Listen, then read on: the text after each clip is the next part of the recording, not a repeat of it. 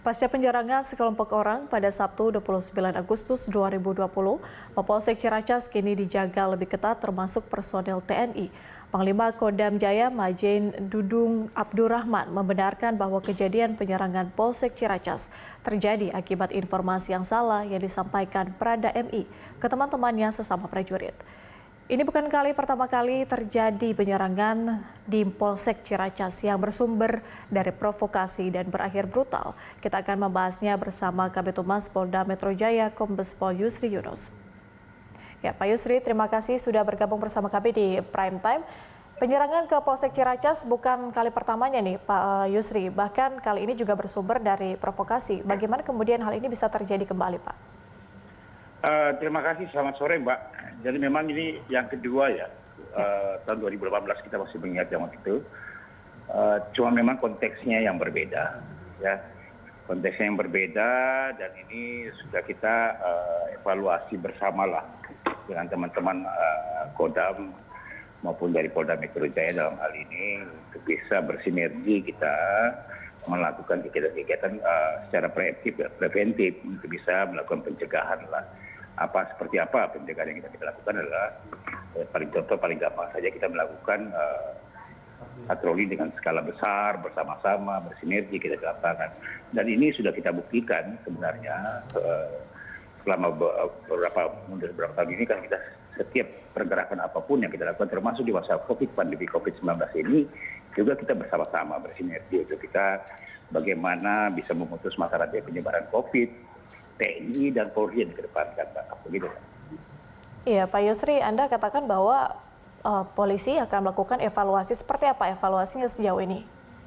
Evaluasi masing-masing internal ke dalam dan juga dari Kodam Jaya dari pihak TNI pun sama. Kemarin juga Pak Pangdam sudah menyampaikan untuk mengevaluasi sama-sama bagaimana kita bisa membentuk bersinergi lagi kita bersama supaya lebih masif lagi dalam hal pergerakan bersama-sama kita mengamankan kota Jakarta ini dari segala bentuk gangguan. Yang kita harapkan adalah masyarakat bisa tenang, bekerja tenang di dalam segala hal, di waktu kapanpun untuk bisa berada di wilayah hukum Polda Metro Jaya ini, Pak.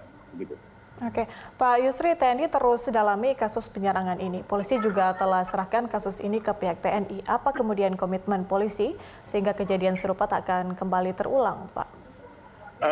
Saya katakan tadi bahwa kita sama-sama bersinergi, Mbak. Kita berkaca dengan kejadian yang terjadi di Ciracas kemarin, ya. Di satu sisi kan kita sudah mengetahui bersama bahwa akar permasalahannya oleh oknum yang sekarang masih diproses oleh teman-teman Denpom Kodam Jaya ya dalam hal ini. Tim masih bergerak terus menyelidiki para pelaku-pelaku. Ini tim terpadu yang dibentuk oleh Pangdam dan Kapolda Metro Jaya. Tim terpadu yang berisikan adalah Denpom dari Kodam Jaya, kemudian dari kepolisian sendiri dalam hal ini Polda maupun Polres yang bersama-sama menyelidiki. Akar permasalahannya sudah kita ketahui bersama dan sudah disampaikan oleh Pangdam maupun Kepala Staf Angkatan Darat. Tadi juga Pak Wakapolri dan Kepala Staf Angkatan Darat sudah menjenguk korban-korban yang sekarang masih dirawat di rumah sakit, ya, baik itu korban dari pihak kepolisian sendiri maupun korban dari masyarakat. Nah, ini sudah dijenguk bersama-sama. Inilah ke depan mudah-mudahan kita bisa melihat berkaca dari kejadian ini untuk bisa bersama-sama lebih bersinergi lagi. Itu Mas. Baik, berdasarkan pengalaman Pak Yusri bahwa selain adanya keterlibatan oknum TNI, adakah mungkin keterlibatan dari pihak lain sejauh ini, Pak?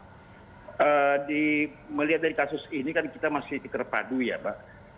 Tapi kan memang konteksnya ada sendiri bersama-sama. Misalnya contoh pelakunya apabila anggota TNI ada Denpom di sini yang mengusut, menyelidiki dan menyidik untuk petugas dari Denpom sesuai dengan aturan perundang-undangan yang berlaku. Dari pihak kepolisian sendiri Polda Metro Jaya di sini menyidik apakah kemungkinan ada warga sipil yang ikut serta melakukan pengerusakan di Polsek ini. Ini yang masih kita lakukan penyelidikan, kita masih terus mendalami terus, Mbak.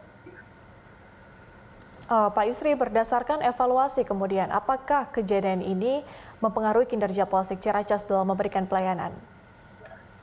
Sejak kejadian malam itu pagi sudah kita laksanakan secepat mungkin olah TKP. Ya. Kemudian pagi-paginya sudah kita bersihkan dan sudah kita menerima pelayanan khusus di Polsek Ciracas. Jadi pelayanan sudah berjalan seperti biasanya, Mbak. Tapi memang Ada beberapa kekuatan yang perlu kita standby-kan di situ. TNI Polri masih bersama-sama masih menjaga, kami bentuk posko di situ.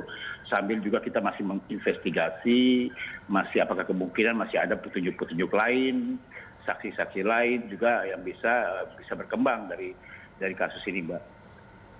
Ya, kita tunggu kelanjutannya nanti seperti apa Pak Yusri. Terima kasih sudah bergabung bersama kami Pak Yusri Yunus.